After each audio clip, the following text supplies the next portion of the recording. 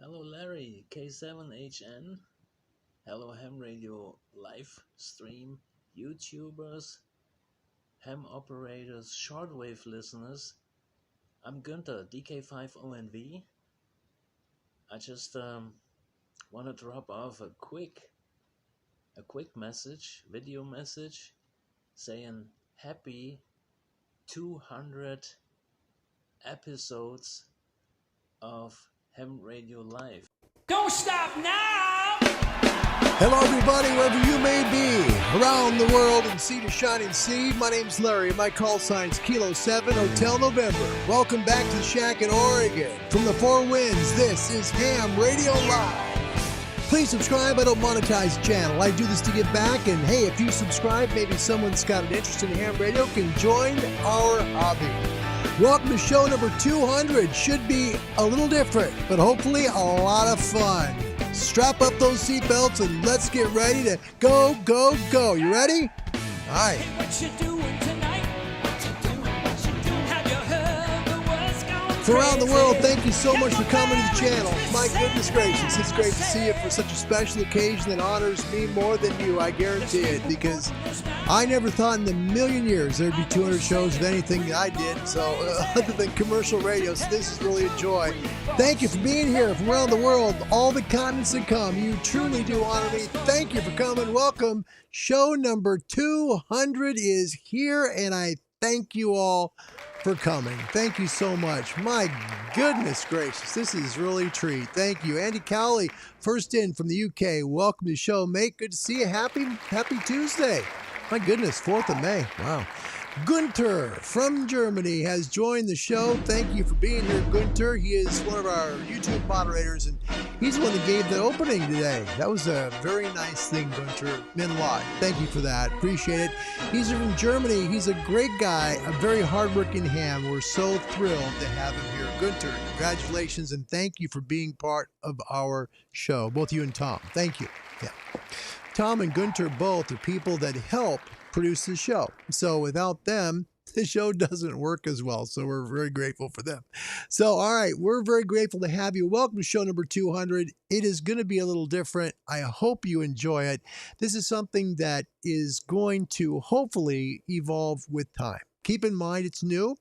It's something that when you start something that's different, it takes a while to get your groove. So we'll find our way through here, and we'll do our best to try and find it with you. All right. Welcome to the show. If you'd like to get into ham radio, we would love to have you join us. I know there's lots of folks in shortwave who love to listen on the shortwave bands, but you can be a ham. Did you know that? You can do that and transmit on part of those frequencies.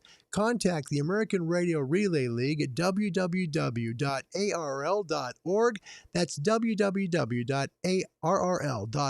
They're found and they can help you wherever you are in the world to get licensed. If you're in the UK, the Radio Society of Great Britain has a wonderful website that can help you completely transform yourself from an HF listener to an HF transmitter. Yes, it can. Contact them at www.rsgb.org.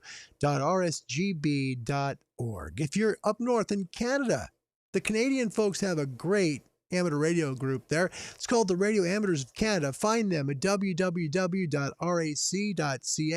And in Australia, down in the Southern Hemisphere, where it's fall right now, you can contact the Australian Communications and Media Authority at www.acma.gov.au.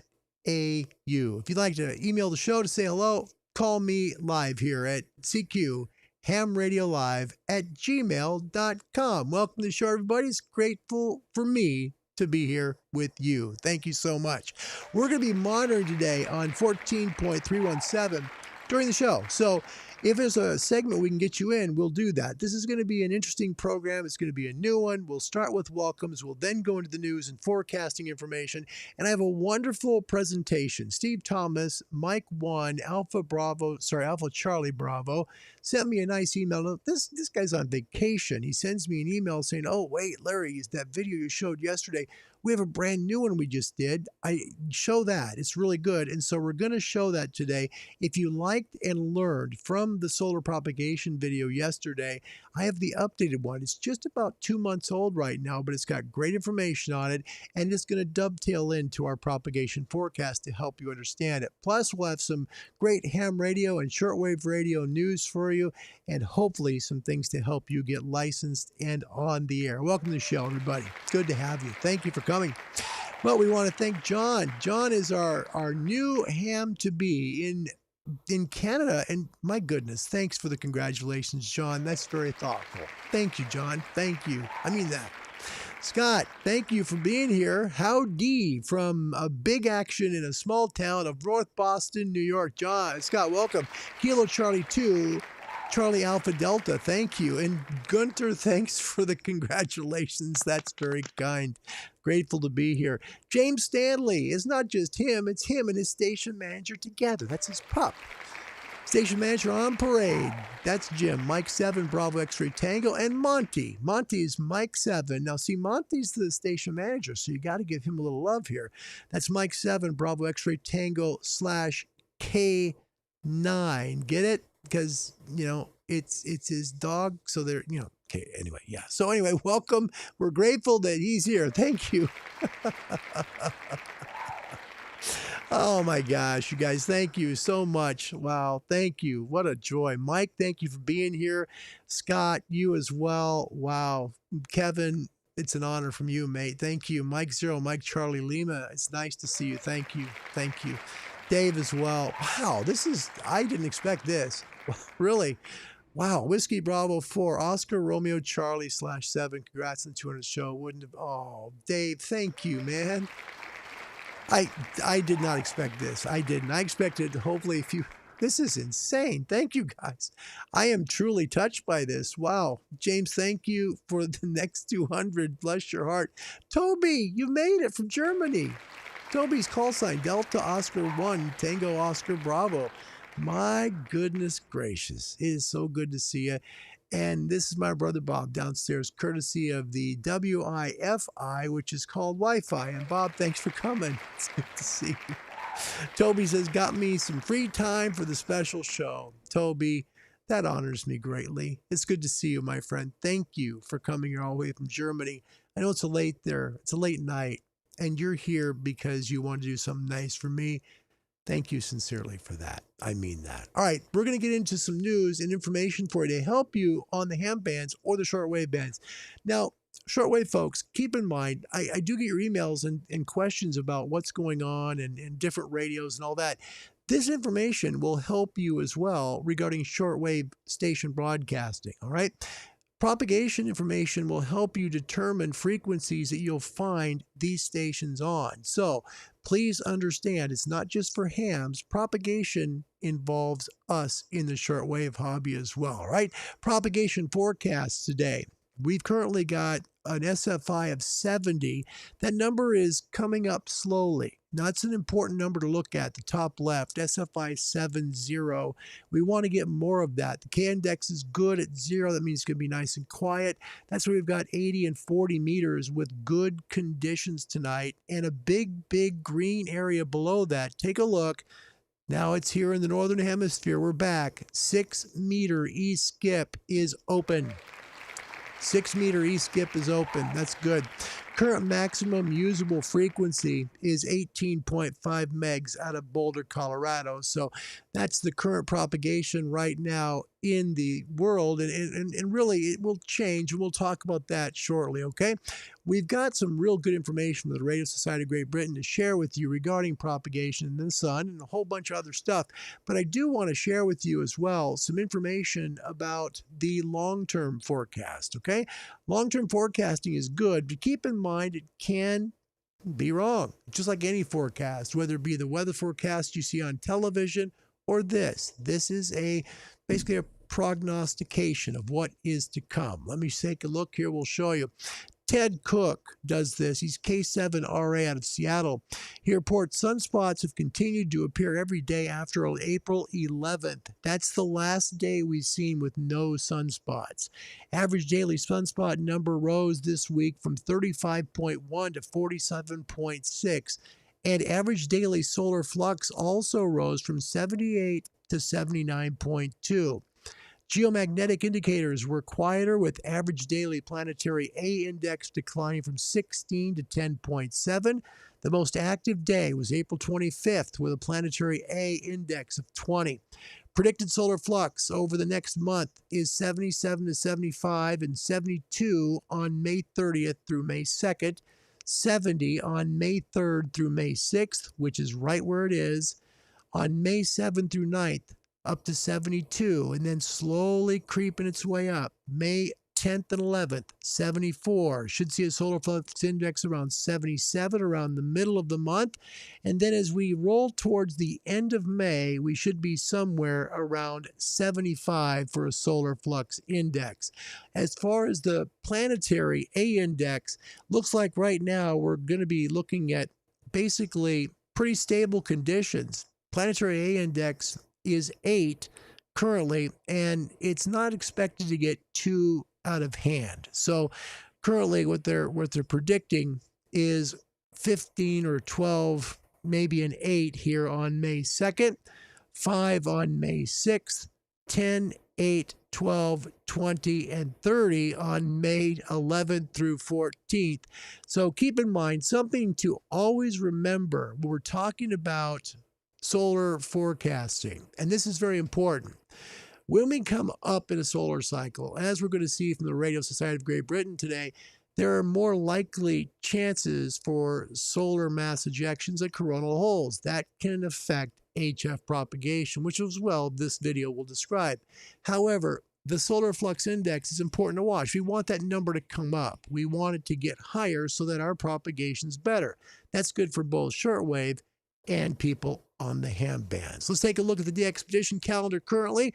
Right now, we have a great one going on through May 7th. So you only have 4 more days to work this one, and that's in Ogasawara. Look at that.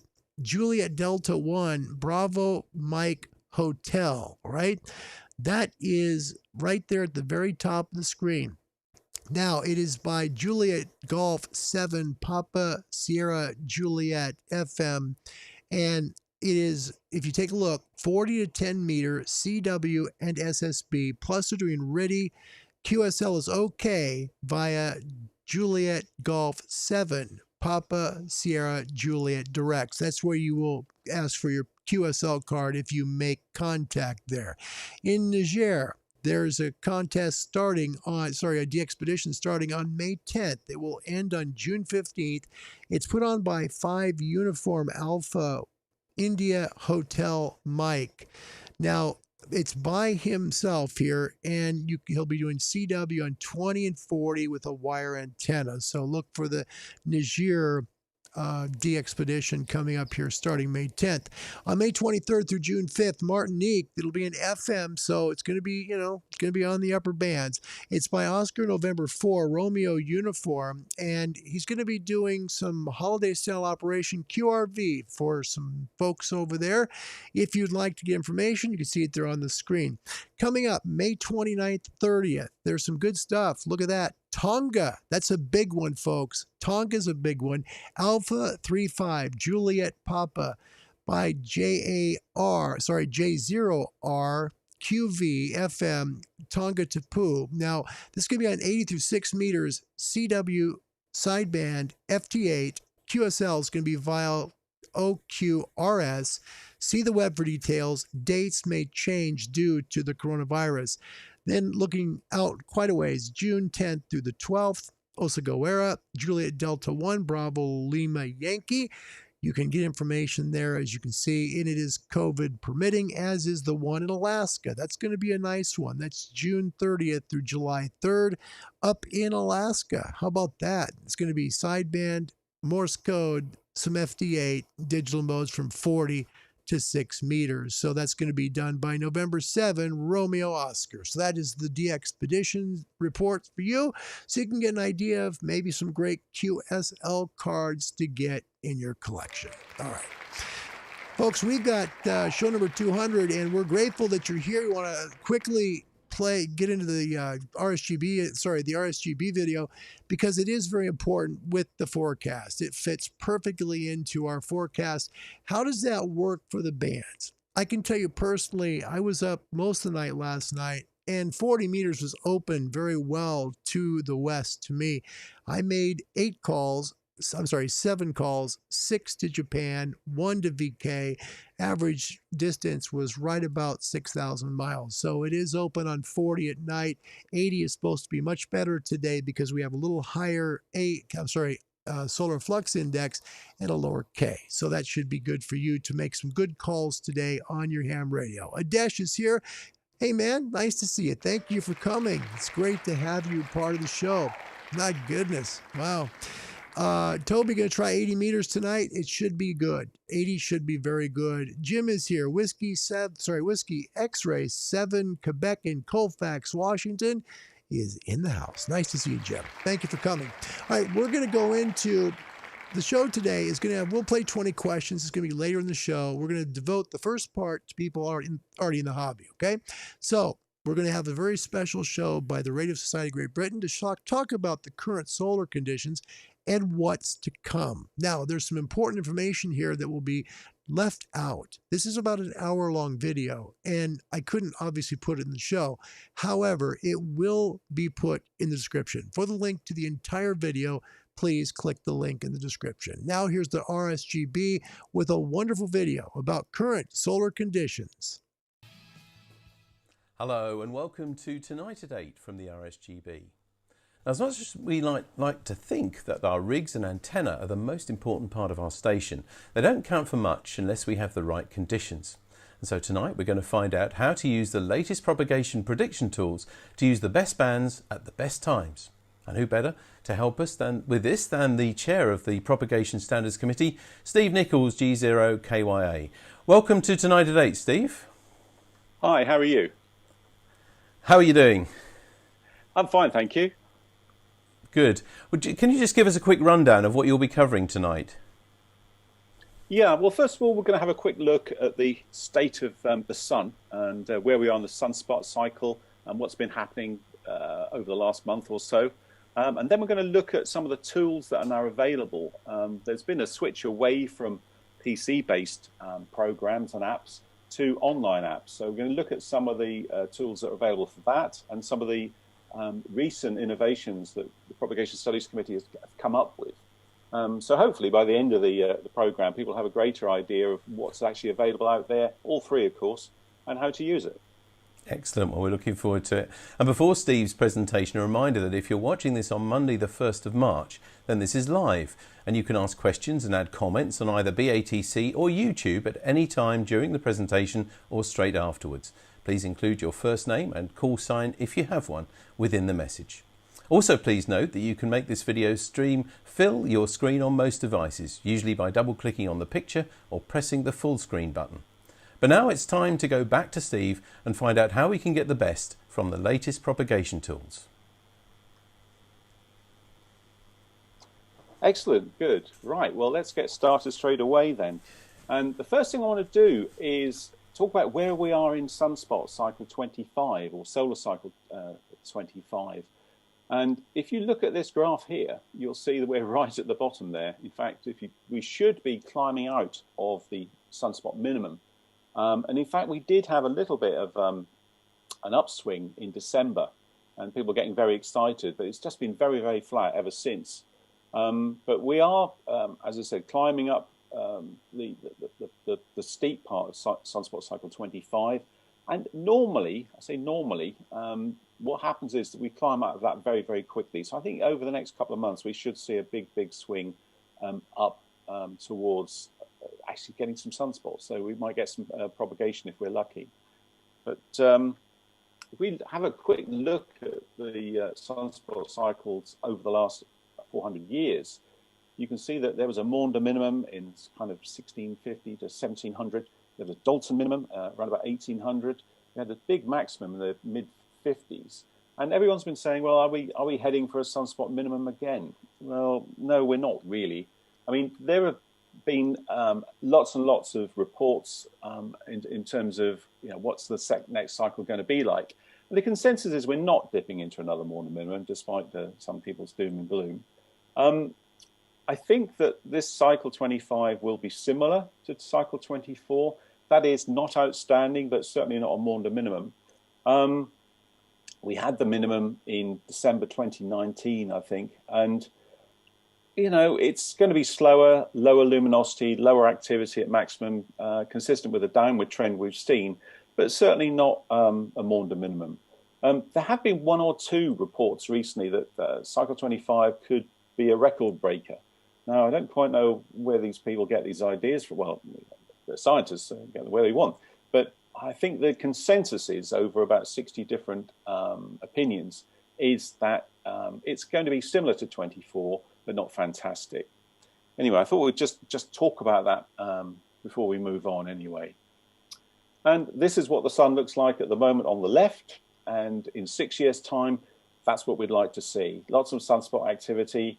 But of course, with sunspot activity, you get you get solar flare activity as well. So it's not going to be a smooth ride. For every sunspot you're going to get, you have the potential for a solar flare and a coronal mass ejection, which can, deplete the ionosphere and make things worse.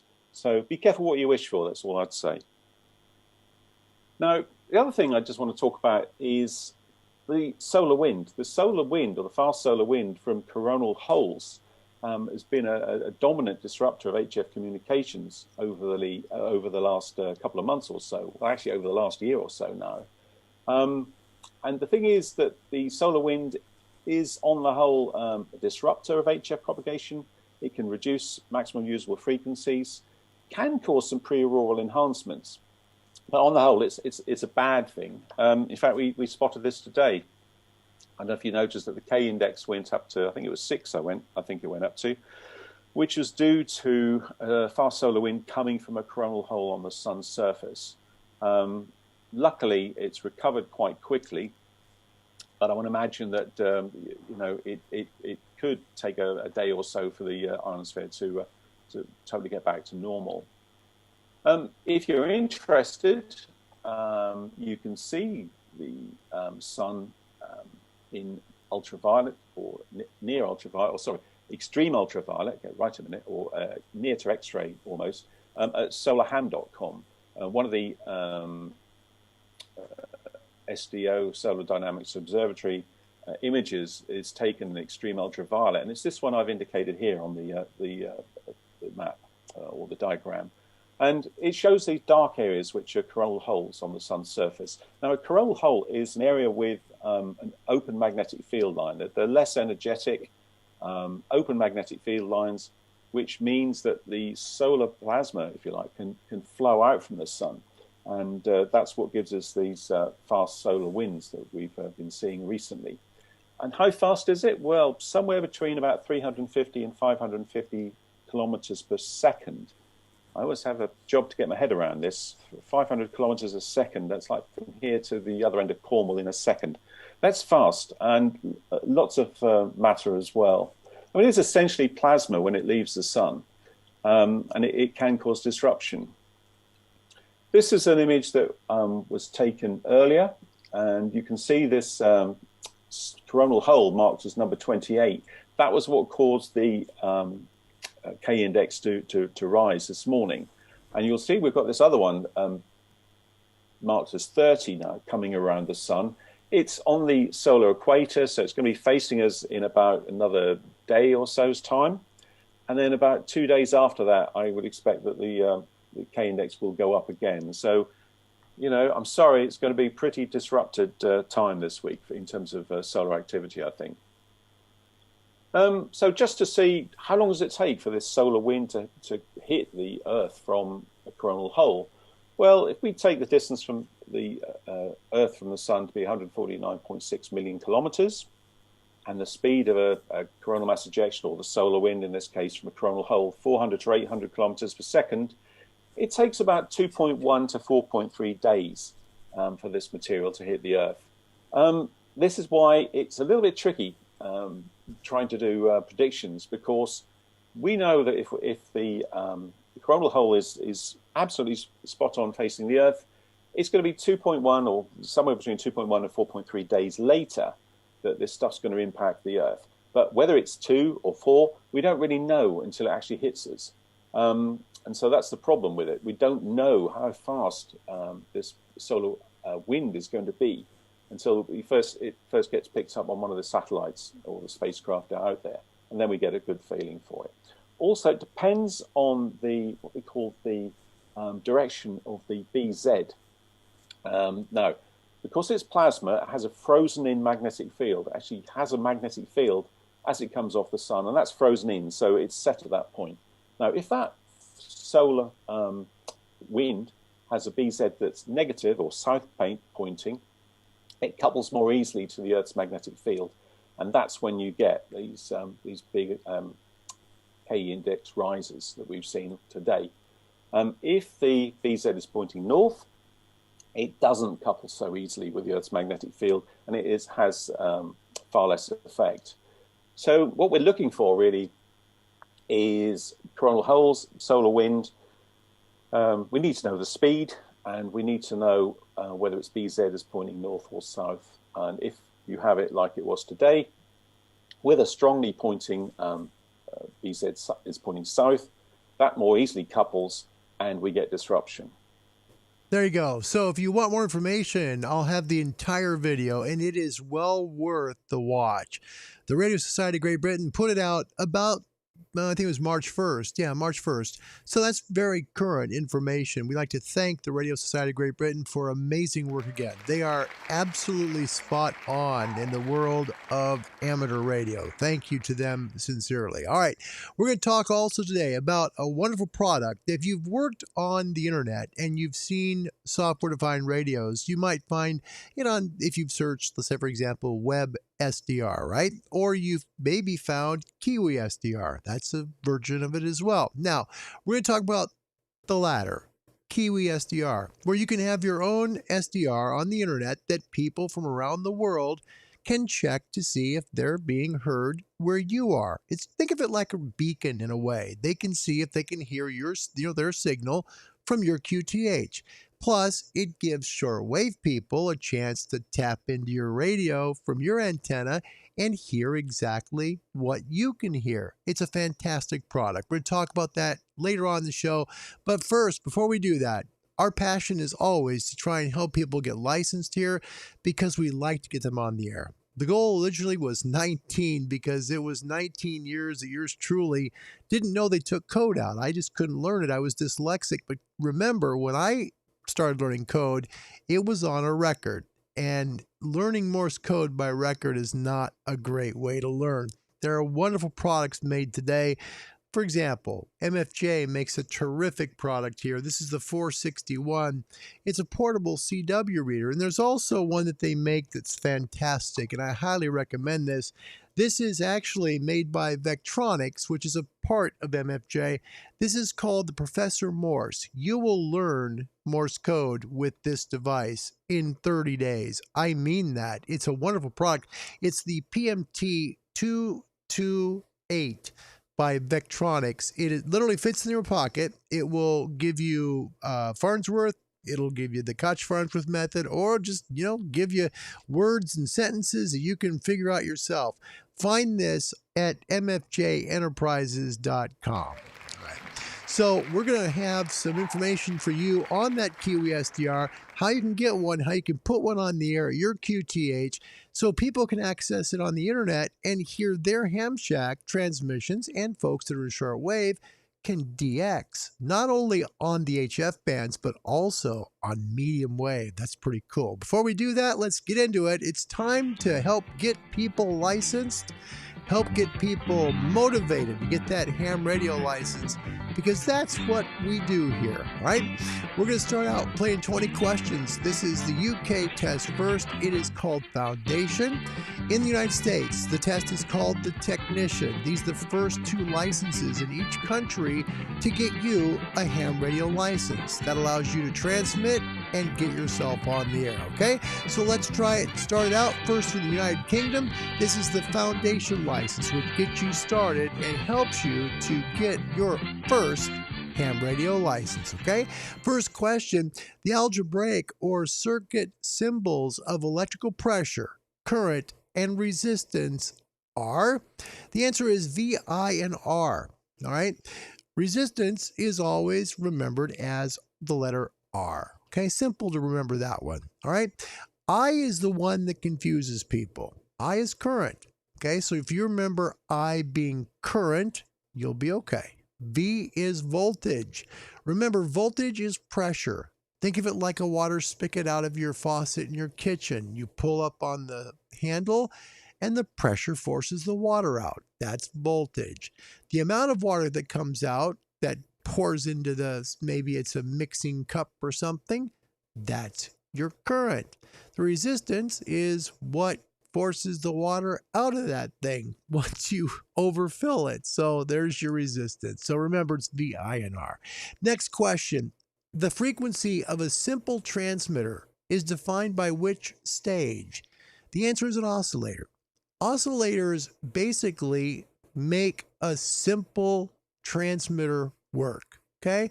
It's just a very basic thing that helps you to stay on frequency. Otherwise, you'd be everywhere. Oscillators help to maintain frequency in both reception and transmission, okay?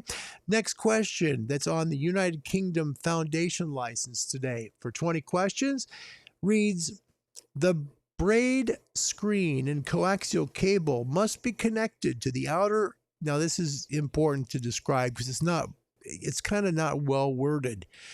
The braid screen and coaxial cable must be connected to the outer of a PL259 or BNC plug 2. And let me put this in layman's terms. Okay, the end of your coax has a screen on it and it has a conductor. The center part is the conductor. There'll be white dielectric after that. On the outside, there's a screen. Okay, now a PL259 and a BNC plug are both the end of the coax. That's the part that you screw into an item that you want to use. Okay, so the braid screen of that coax on the outside, the outer edge, just before the black covering, is used to ensure continuous RF screening. Okay, that's just basically how it works. They've got 2 points. You've got the conductor, and then you have the braid. Those two parts are unbalanced. It's unbalanced line. Okay, don't think of it like window line or feeder line. It's different. Coaxial cable is unbalanced. Remember that. Next question, which of the following antennas would give best performance? Now, of these four, take a look. A handheld whip indoors, a handheld whip outdoors, an indoor dipole, or an outdoor dipole. Well, the answer would be an outdoor dipole, okay? Anything outside is more effective than anything inside. That's number one. And second, a dipole antenna indoors really, unless you're really space restricted, which some people are, and that's okay, is really not recommended because you have a lot of problems then with maybe some maximum permissible exposure to you or your family, okay? That's very important. Next question. Select the most appropriate answer. All right. The last one, a wet wooden stick can conduct electricity as the surface of the water acts as a conductor. That's true. Okay. Next, another way to express 1,500 millivolts is 1.5 volts. That's it. Just 1.5. Just put the decimal point where the colon is and you have the correct answer.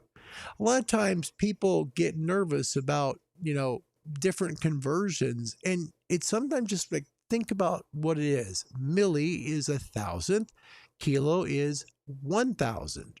Remember the two, and it will help you tremendously in circuits, and it'll even help you in the frequencies as well. Next question on the UK. Which of the following terms best describes alternating current? Of these four, the answer is a flow constantly changing direction. Okay, so alternating current kind of runs up and down like a roller coaster. That's how it looks. Direct current just goes in hills. That's the best way to describe the two. If you were to see each one on an oscilloscope, okay, alternating current goes up and down like a giant roller coaster ride that doesn't end unless you turn it off the current to the oscilloscope or turn the oscilloscope off. But direct current is nothing but hill after hill after hill. Okay, next question. AF stands for, the answer here, audio frequency. AF on a radio is typically your volume control. It's a potentiometer to help make the radio louder. You know, for people that are outside of ham radio, we would call that a volume control. But on ham radios, they're called AF. So that's the reason why it's important that you know that. All right, last one for the UK today. These last two questions. Morse code is, of these four, it is able to maintain contact when other modes fail. And that's true. Okay. Now, another answer for this would be FT8. Okay. FT8 is even more effective than Morse code is, believe it or not, because it works underneath the noise floor. It's a wonderful way of making communications, but in this answer, Morse code, also known as CW for people coming into ham radio, is able to make contact when other modes fail because it uses far less bandwidth and the energy that's used making it is more efficient. It can go farther. Okay. Next, and that's the last one here for the UK. The purpose of the antenna is, the answer. Now, this one may surprise you because if you take a look at the top, it says to convert the radio frequency, remember RF is radio frequency, into AF. Okay, so you're converting radio frequency into volume, essentially, right? The second one could really throw you. Okay, the purpose of the antenna is to convert radio waves into electrical signals. It does that, but it does more than that. Remember, the antenna receives in ham radio, but it also transmits. So you have to go to number 4. It's to convert radio waves to electrical signals and to convert electrical signals to radio waves. The antenna does both. So in ham radio, please remember, an antenna is the most important part of your shack. If you start from the top when you're building your first station and you get the best antenna you can and talk to people about it. Don't be afraid to ask hams about what antennas they like. Don't be afraid to talk to a ham radio retailer. Tell them you're new and you want to know more about antennas. The more gain you can get, the better. I'll tell you up front, a half-wave vertical, even if it's a monoband, is going to work much better for you than a multi-band dipole. Half waves are simply better with gain and they get you farther out the horizon. It's better to be good on one band than be marginal on 5. Okay? That's the best advice I can give you. Directional antennas are great if you can afford them. If you can't, try and get yourself a decent high antenna. Verticals are good. Wire antennas are fantastic. They truly are. Don't be afraid to go with a wire antenna. They're some of the best in the world, and you can make some really good monoband dipoles with them and work the world. All right, US, we're on the halfway point. What's component 4 in figure T2? It is a transformer, and I'll show you real quick what it looks like because it's such a big schematic, it's hard to get on the screen. Here it is, and it is component 4. How I learned this, and it's easy to remember, Pop-Tarts in a toaster, okay? That's just how I did it. Look at it. Looks like a toaster elements on both sides and 2 Pop-Tarts. So there you go. Pop-Tarts in a toaster equal a transformer. Little things like this can work for you if you'd like to get your ham radio license. It might sound silly to people who are very electrically intelligent, but for us that really aren't, it's a way that you can remember it, okay? If you see it on the schematic, Pop-Tarts in a toaster, transformer, you'll have the answer correct, okay? Next question. How does the wavelength of a radio wave relate to its frequency? Okay, the wavelengths actually get shorter as the frequency increases, okay? And we see this with MPE issues, right? Because when we're low on the bands, like say we're on 80 meters and we're there at 3.67, say, and we're transmitting there, and then we move up to 17, we're at 18,135. Those wavelengths are much shorter than they were over there on 80 meters. So as you go up, which sounds kind of backwards, okay? As you rise in frequency, the wavelengths get shorter. But As we go down in frequency, the meter bands get higher. Don't let that confuse you, because that can be a very confusing element to some people getting into ham radio, okay? All right, next question. Which of the following is required when making on-the-air test transmissions? Okay, so here's where one of those Kiwi SDRs or something be really handy, because you can see how well your station's getting out. It's one thing to use a dummy load, which are great, and you should have one. You absolutely need one in your shack, okay? For testing especially. But what about antennas? You got to test your antenna. You got to see how it sounds on the frequency. You need to know what it sounds like 1,000 miles away, 5,000 miles away, whatever. The best way to do it is you have to test it. And when you test it, you need to identify your station. So as long as you're giving your call sign, you're golden. Just make sure your call sign is given. And it really is important. Try and say testing. Whether you're testing your antenna or mic gain or compression, just give your call sign and say testing. If you just give your call sign, it can come across as a CQ call, okay? Next question. When must the station licensee make the station and its records available for FCC inspection? It's a biggie. At any time upon request by an FCC representative. Now, before I scare you away from ham radio forever and you say, oh my gosh, there's absolutely no way, there's no way I'm getting into ham radio, I want to tell you, it's very rare this happens. It really is. The only time usually you'll ever have this happen is if you're really doing something dumb. And I mean, you know, you're running way too high a power, and you're cursing, and you're causing trouble on the frequencies, and you have been found out. Somebody found out who you are and reported you, and the FCC's knocking on your door saying, we want to see your log, we want to see your information, we want to know what's going on. So be good on the bands. Next question. Which of the following is an example of remote control as defined in Part 97? The answer is operating the station over the internet. All right. A remote station, think of it like a tablet. Okay. You can use like an Android or an iPad tablet, and basically you just can control your radio. You can turn it on. You can hear the signals coming in. You can transmit even with it, but it works over the internet. So according to Part 97, a remote control station is done over the internet. All right. Next, on the U.S. technician. What is the meaning of the term broadcasting in the FCC rules for the amateur radio service? All right, broadcasting. What the heck does that mean? Now think of this. Someone could say, hey, two-way transmissions by amateur stations. Sure, that's broadcasting, right? Transmission of music. Okay. Transmission of messages directed only to amateur operators. That could pull some people. And then what about transmissions intended for reception by the general public? Yes, that's the answer. Remember, broadcasting is heard anywhere. All right, you can be heard on someone's radio right there sitting in their shack, or you could be heard on someone's phone simply by listening on a web SDR. Yeah. So remember, when you open the mic, you don't know who's listening anywhere in the world. So make sure whatever you're doing is the right thing, because that's broadcasting. Next question. For which license classes are new licensees currently available from the FCC? Now, this is U.S., remember, not UK. UK, it is, of course, different.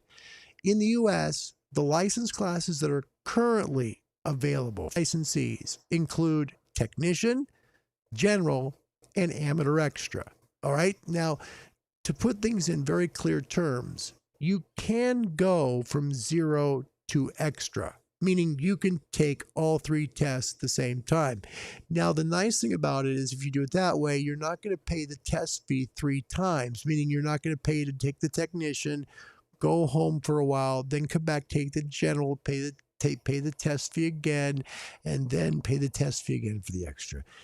Try and get as much knowledge as you can while the coronavirus is going on. There are great online courses available, or there's some good stuff from ham clubs that are out there to help teach you all 3 licenses. So please understand, you can go from 0 to hero by doing it that way and not pay a whole lot more money. And license fees are going up. So hurry and get that license, okay? Next question. What is the International Telecommunications Unit? Now, this is a big group. Okay, this is the group that we all listen to, and they put us into 3 different segments throughout our world, and they basically help to make sure that we keep things organized on our bands. Okay, they are a United Nations agency for information and communication technology issues. If you remember the ITU as UN, you'll have it. Okay, remember the ITU is basically part of the United Nations, where we all get together, we talk about what frequencies were allocated and which ones that we're working. All right, we've got just a couple more. Next one, which agency regulates and enforces the rules for the amateur radio service in the US? This is not for the UK. Okay, in the UK it's Ofcom. Here in the United States, it is the FCC, Federal Communication Commission, has the regulations and enforces those rules for amateur radio. And keep in mind, the MPE limit test is now in effect. It is after today that you need to make sure that you do your maximum permissible exposure test. That information can be found on Ham Radio Live Show 196, 197, and 198. Next question on the U.S. Why do exposure limits vary with frequency? And we talked about that back on, I think it's 197. Okay, exposure limits vary with frequency because the human body actually absorbs more radio frequency energy at some frequencies than at others, okay? And we found that as we go up in frequency, the maximum permissible exposure or potential danger to human body tissue increases with frequency. Yeah, it usually ends right about 50 megahertz. That's the sweet spot, right there around 6 meters. And then it slowly wanes away. However, it does get impactful in the HF bands. So that's why you need to understand how exposure can hurt people. Please make sure you do that exposure test. Again, there's a great link that's available, and I'll put on this description section for you as well to do your own MPE test, okay? Next and last question for the U.S. technician today. What's the purpose of a fuse in an electrical circuit? The answer is to interrupt power in case of overload, okay? In these ones, it says to prevent power supply ripple, to limit current, to prevent shocks. All of these are correct. No. All a fuse does is it breaks if the circuit is overloaded. That's all it does. Think of it like a string, okay? It's between 2 heavy things. Maybe it's 2 elephants pulling apart, right? Once the string breaks, the elephants take off, right? There's no more tension on the string. The fuse is the same way. It's right in between the 2 parts of the electrical current. If something happens where there's too much electrical current thrown through the system, that fuse will break as well, and it will break the circuit, okay? That's the end of 20 questions, and that hopefully will help you get licensed a little bit, okay? Thank you very much. That's good. All right, so we've got a great video to show you that I'm excited to talk about. It's a neat product that you can put in your home and help others on not only the ham bands, but the shortwave bands as well. If you've ever been online and you've taken a look at Kiwi SDRs. Now, Kiwi is a company, it's kind of like a group of people, and they have a ton of these SDRs all over the world. However, there are a lot of places that are underserved in the Kiwi SDR network. For example, there's a lot of places, believe it or not, of all places, Southern California, who are stuck without a lot of SDR coverage. Well, Kiwi has a wonderful product, and it's not that expensive. Let me show it to you real quick. The Kiwi kit basically is not too much. It's kind of think of it kind of like a whole kit that comes together that you get, and it has all the components in it that gives you your software-defined radio. It gives you the computer. It doesn't need to use your own computer, right? It has all the pieces necessary to put you onto the internet, okay? Onto the internet without going through your computer. This is an amazing device. It just requires an antenna and the GPS that's connected with the kit, okay? This comes with the kit itself. So a Kiwi SDR, if you were to buy one, you would install it at your home, hook it up to an HF antenna, connect the existing GPS antenna, and then you can hook it up right to the internet. It allows people from all over the world to be able to access the signals at your QTH, to DX, to hear their signals, as well as to see how well things work. It's a fantastic product. Let me show you exactly how you install this and how it works, a little bit of how it works. I want to thank Miles Stanton and Son, the people there at the ham store in Europe who put a great video together about this. It'll describe the Kiwi SDR and why it might be something you may be interested in having in your shack.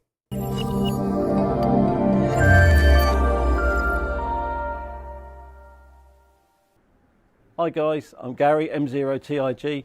I promised that we'd follow up with the Kiwi SDR actually running. I'm going to show you how to connect it up now, and we'll crack on and see what it does.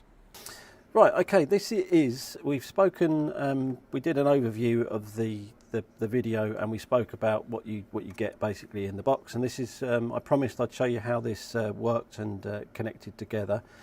So the first thing you're going to do is we're going to take your Ethernet cable. Now we do have these in stock. If you need one, just let us know, and as I say, we can sort you a cable out.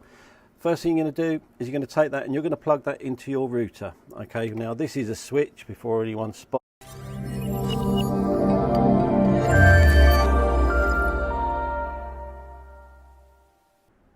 Hi guys, I'm Gary, M0TIG. I promised that we'd follow up with the Kiwi SDR actually running. I'm going to show you how to connect it up now, and we'll crack on and see what it does. Right, okay, this is, we've spoken, we did an overview of the video, and we spoke about what you get basically in the box, and this is, I promised I'd show you how this worked and connected together. So the first thing you're going to do is we're going to take your Ethernet cable. Now we do have these in stock. If you need one, just let us know, and as I say, we can sort you a cable out. First thing you're going to do is you're going to take that and you're going to plug that into your router. Okay, now this is a switch before anyone spots that, but it's the same process. You just simply plug that into your router at home, and then you take your Ethernet cable and you simply plug it in the Ethernet port of the Kiwi. Okay, the next thing is there's also an optional power supply. Now not everyone needs a power supply, but we do keep these in stock. Let us know if you need one at the time of the order. This comes with the 5.5 2.1 DC jack, which simply plugs in to the DC socket on the board. I do have one ready plugged in and ready to go. Okay, the next thing we're going to do is we're going to connect the supplied GPS antenna, and that quite simply goes on the port marked GPS with the 3.3 volt bias. So just simply screw that on like so, taking a bit of care. You know, obviously these are fairly exposed. Okay, and you can put that somewhere where it can see the sky. And then we're going to take our HF antenna, which is going from pretty much low frequency right the way up to 30 megs, and that just screws on the remaining SMA port. Now that is almost everything, and we then take our power supply and simply plug that in, and you'll notice, you can see that it's now doing some things. So it's just starting up, and you can see the Ethernet port will start a little activity, and the BeagleBone will start doing its thing, and that's it. We're ready now to jump on the internet browser and see what it actually does. Okay, we connected up the Kiwi SDR, and now we're actually going to just connect into the IP address via your web browser. This will work on Macs and PCs, Linux alike. It's no big stress where that's concerned. You quite simply, in your web browser, you just type KiwiSDR.local:8073, and that is the default gateway and access. Just click enter, and you'll notice that the Kiwi SDR has a coloured little icon in the corner, and then this page will just pop up. Let's just turn that audio down just a smidge. There you go. Okay, so now we're going to close that bit down. And this is really the simplest interface really ever. But the really good thing with this is I said earlier in the earlier videos that you can actually share this with a community of users, and it really is, you know, good fun. You can have up to 4 users on each of the actual Kiwis, and that pretty much sums it up. It works in the usual way. You can actually connect, or you just tune in just by clicking on the waterfall. You can change the display by just clicking on over here. You can select different modes, either kicking in the spectrum analyzer across the top, and then with the waterfall. Along here you've actually got your different modes: LSB, USB, CW narrow, narrowband FM, all sorts of things there. And then you've also got some other controls as well, which you can muck around with, volume and other bits and pieces. Band selection is done via this drop down menu, but you can also use your zoom in wheel and zoom in and out from the screen. Frequencies can also be manually tuned in there, so if you wanted to tune to say 14,000, you can just dial it in and tune. It's very quick. You can zoom in and zoom out by using the buttons, and I'm not sure what that one will do. Oh, that one that really zooms in. Well, that's pretty much it really with that little bit. It's loads and loads of bits and pieces to play with. You've also got a gain control here, and you can either make a simple or a more advanced menu as well, just by clicking on the more button. You can instantly mute the audio by clicking on the mute button. Turn AGC on and off, and that's pretty much with that. There's also another page which you can log into, which sets up things like the web sharing and bits and pieces, and that again is the KiwiSDR.local:8073/admin, and just click on that, wait for it to load, and then you get a series of pages just pop up, and you can then, well, the first one gives you the general status of the device. The next one enables either user controls or whether or not you want to share it on the web. You can restart the server, you can reboot the Beagle, and you can turn the Beagle on or off. You've got a configuration page where you can set the initial frequency. You can set waterfall, minimum, zoomed in, zoomed out, whichever you like. Initial modes, initial zooms, channel spacing, calibration of the waterfall, clocks, and all sorts of things. You can also set your ITU region web page. Now this one gives you lots of access really to the main. Well, actually, this one gives you, looks like your details which you set in there for your Kiwi SDR web access, and which means you can then join this SDR.hu community, which you can either enable or you can display your Kiwi SDR on SDR.hu just by clicking yes, and you can do all your details in there. If you just pop along here, you can actually see this is the listing, and here you can see everyone's Kiwi SDR, and you can join in with this, and it's quite interesting to see what's actually around. At the moment there are 100 people listening, there are 110 receivers online, and yeah, great fun. So let's go back to the admin page. You can set up a DX list, updates, you can check for updates. We're running the latest software and it should tell us that. Your network Now this is where you can set your standard port. By default it's 8073, and there it is there. You can change that to an open port on your computer if you wish. You can also set whether or not your Kiwi is either a static IP or a DHCP served IP address. Probably best initially to leave it on DHCP unless you really know what you're doing.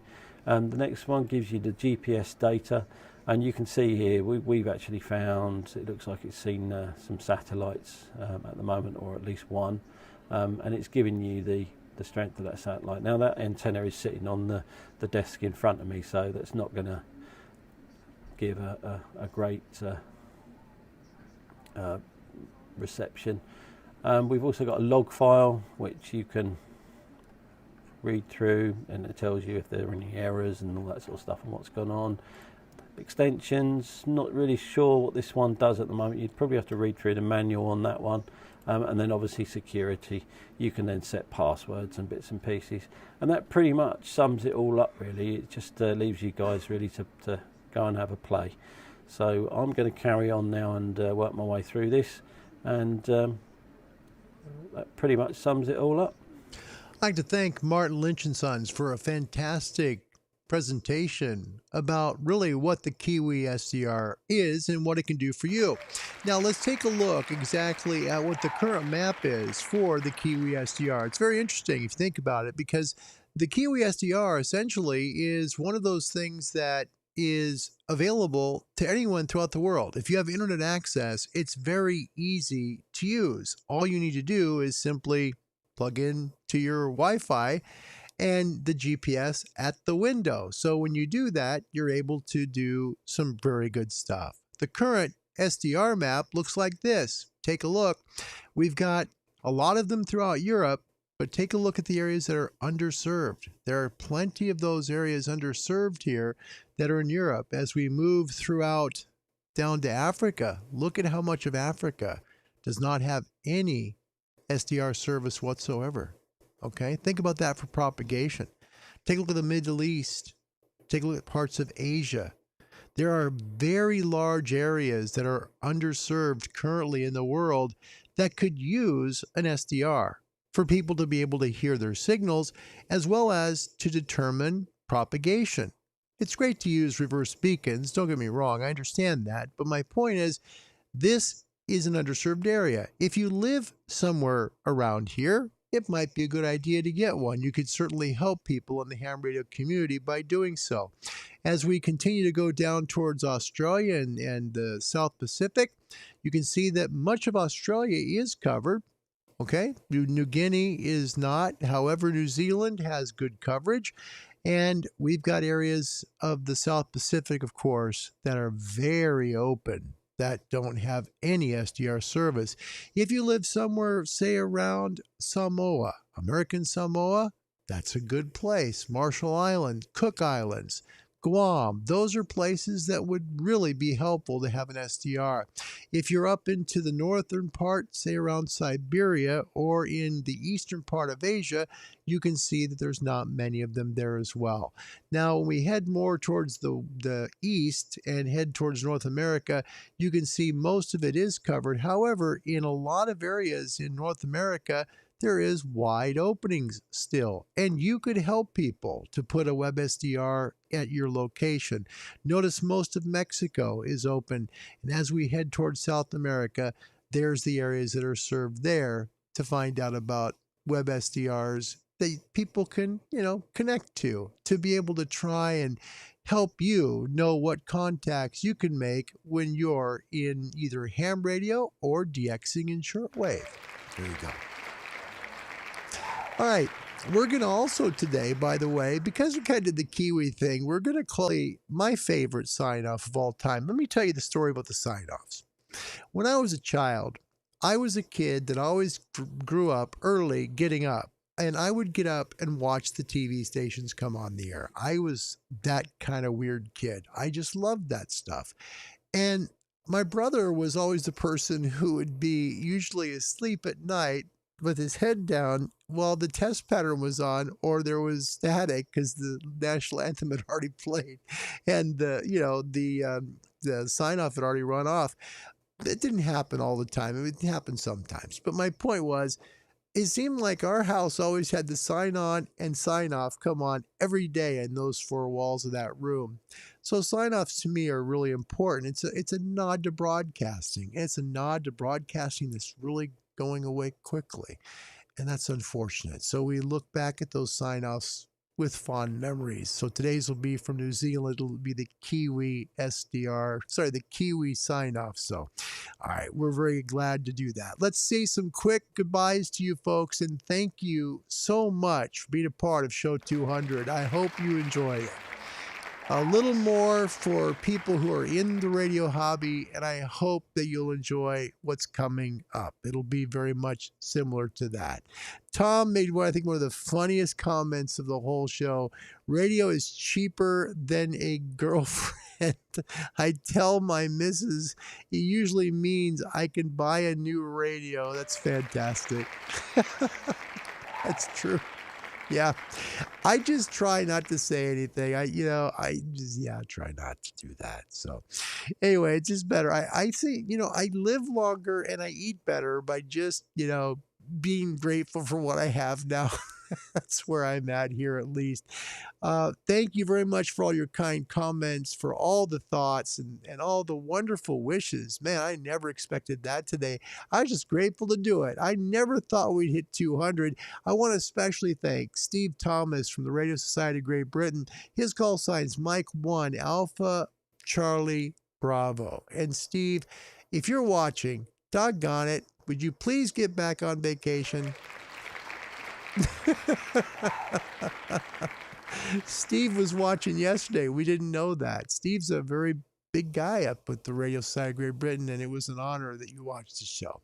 I want to thank Martin F. Jew from MFJ, Richard Stubbs from MFJ. I'd like to thank Jerry Lynch over at Heil Sound. I'd like to thank Mike Walker at Flex Radio, a very dear friend, Ray Novak at ICOM. I'd like to thank Ted over at Yesu. I'd like to thank the fine folks at Elecraft, Eric Schwartz, who's really working hard to get that K4 out. And I'd like to thank all of you for what you've done to help make this possible. We'll do our very best to keep you informed about what's going on in the ham and shortwave bands, as well as to try and get more of us into this incredible hobby. Until tomorrow, which will be at 1800 UTC. It'll be early tomorrow. Join me, won't you? Please subscribe. I don't monetize the channel. I do this to give back. It's my way to help people get into ham radio, and those that are in ham radio be more effective. Until then, God bless you. Have a wonderful day. And before I go, got to remind you, if you want to get into amateur radio, contact the American Radio Relay League. They can be found at www.arl.org. Even if you're not in the U.S., let them know where you're at. They'll help you find a club. If you're in Great Britain, they'll do the same thing. Wherever you are, they'll help you find a radio club. You could be in Africa. They'll do their best to help you find a club. Find them at www.rsgb.org. They're a great group. That was the video that we had earlier about the solar numbers and everything. By the way, solar number 25, solar cycle 25, appears to be similar to 24. We'll have to see how things go. But we're looking at numbers now, solar numbers creeping up. They're going up from the 70s. We have not had a day with no sunspots now since April 13th. So that's good. That's very good news. So our suns are coming up. We're getting good propagation. If you're in Canada, please contact the Radio Amateurs of Canada. Find them at www.rac.ca. And in Australia, our mates down there, find them at www.acma.gov.au. And again, even if you're not in Australia, you could be in Tasmania, you could be in Japan, you could be in India. You can contact those folks and they'll help you find a club near you. All right? If you'd like to email the show, find me at cqhamradiolive@gmail.com. It's been my honor and privilege to host the show today. Thank you for watching from Oregon. My name's Larry, and my call sign's Kilo 7 Hotel November. Until tomorrow at 1800 UTC, 73 everybody, and goodbye. Well, it's 27 minutes to midnight, and this is South Pacific Television. Television 2, a service of the Broadcasting Corporation of New Zealand. On behalf of all the staff, this is Ross Goodwin wishing you a very good night.